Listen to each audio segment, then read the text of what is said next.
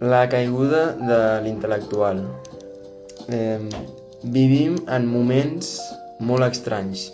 Les promeses de la modernitat, del progrés, del benestar, la democràcia, s'han fracturat.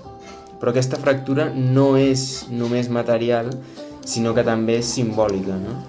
L'intel·lectual, aquell que advertia, que interpretava, no? que intervenia, ha anat perdent força fins a convertir-se, no? En un fantasma cultural.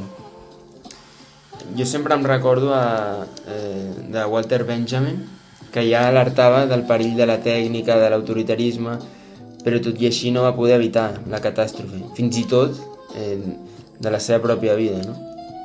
Llavors això ens porta a una pregunta molt incòmoda, i és si l'intel·lectual ha fracassat, qui ens protegeix, no? Davant del poder o del poderós?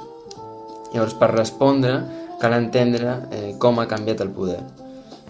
Hi ha autors com Gonzalo Salellas, no? Que veu molt de Foucault i de Weber, que segons ell el poder ja no és un lloc, sinó que és un clima, un dispositiu difús, que és anònim, que està connectat, però que no té rostre ni responsabilitat. El neoliberalisme, que és aquest regne justament sense subjecte, no? En aquest context, roba dades, temps, atenció, converteix cada persona en microempresa, desplaçant així l'intel·lectual clàssic, justament, no?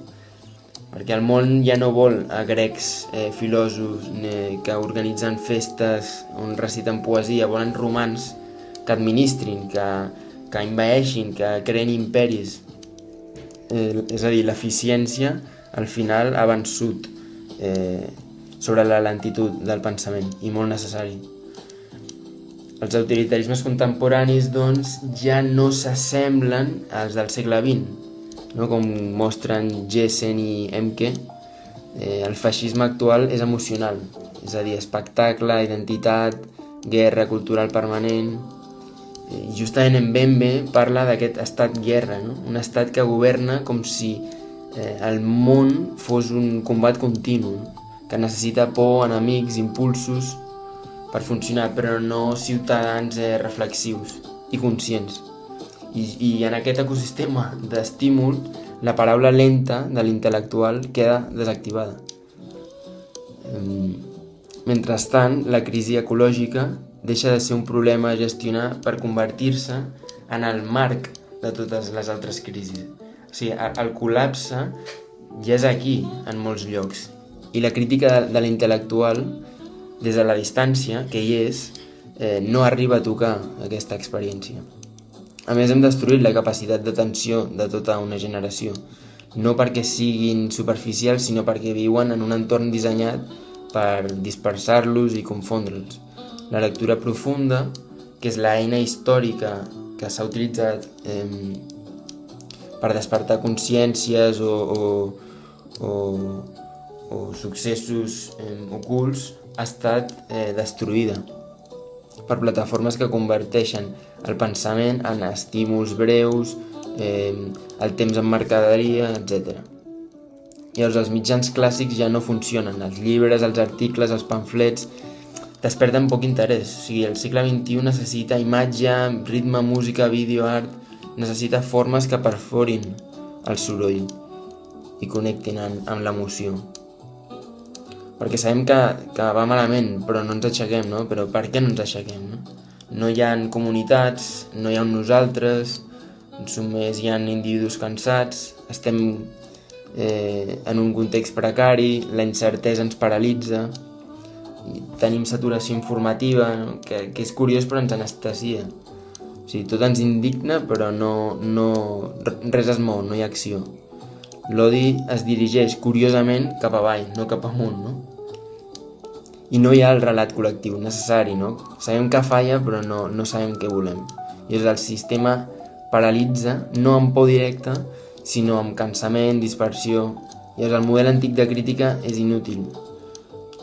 Els grans tribunals morals ja no funcionen. Llavors, què queda, no? Marina Garcés ho descriu molt bé. Cal recuperar la lucidesa sense dogma, o sigui, pensar des de la fragilitat, no des de la superioritat moral ni l'autoritat. Recuperar també la promesa, no? El compromís col·lectiu de futur, no de profecia. Recuperar la guerrilla heterogènia del comú, no? Petites pràctiques, espais de cooperació, art, que obre escletxes, projectes locals.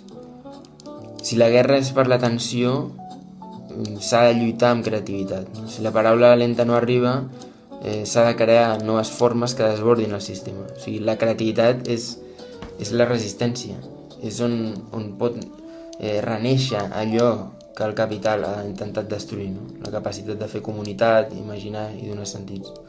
Però bueno, per acabar, potser l'intel·lectual clàssic ha caigut al seu temps, les conferències, els articles, els llibres ja no tornen, però no és una condemna, és una invitació a que cal crear noves formes de llenguatge, d'imatges, nous rituals, convertir el pensament en alguna cosa que sigui digerible i transmissible, que sigui vibrant, no? Capaç de travessar pantalles i que arribi a la gent. Perquè si la lectura es destrueix, pensem en imatges. Si el temps s'accelera, inventem nous ritmes.